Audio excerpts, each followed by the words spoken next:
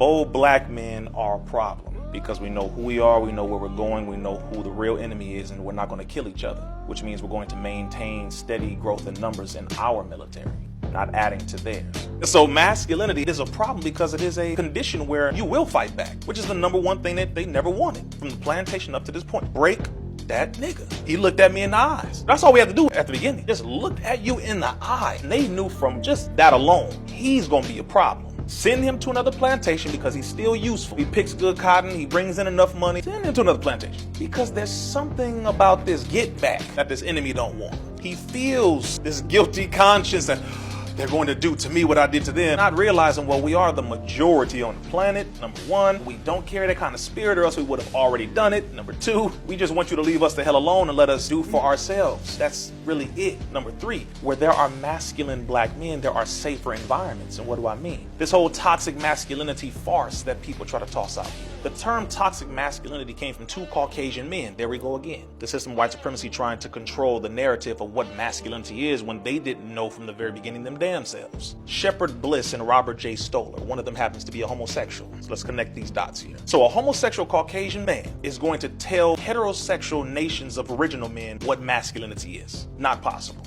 Number two, if that term came out and then it became overshadowing of what masculinity is, it blurs the lines of what true masculinity is and what it is not. So now what people perceive as masculinity is putting their hands on a woman. That's masculine. No, that's not what masculinity is. Masculinity would prevent a man from putting his hands on his woman. Masculinity protects the community. Masculinity raises and respects children. Masculinity secures women. Masculinity makes it to where you're not going to step over here and not get checked if you don't operate properly. That's what masculinity is. Toxicity is the opposite of masculinity. You can't even put those together because the other thing is you knew it was an agenda because you never hear people talk about toxic femininity, but it's always toxic masculinity. Why? Because the agenda is to make the man weak, because if you have weak men, you have women who are not going to be able to be protected, and therefore they are the prize. So if they don't have their security, remove the security, we'll be able to take control of them. It is the same tactic in a new package in this generation where they are looking at make sure we are able to destroy them slowly but surely and make sure they don't have any men to protect them. Even though women can protect themselves, they shouldn't have to.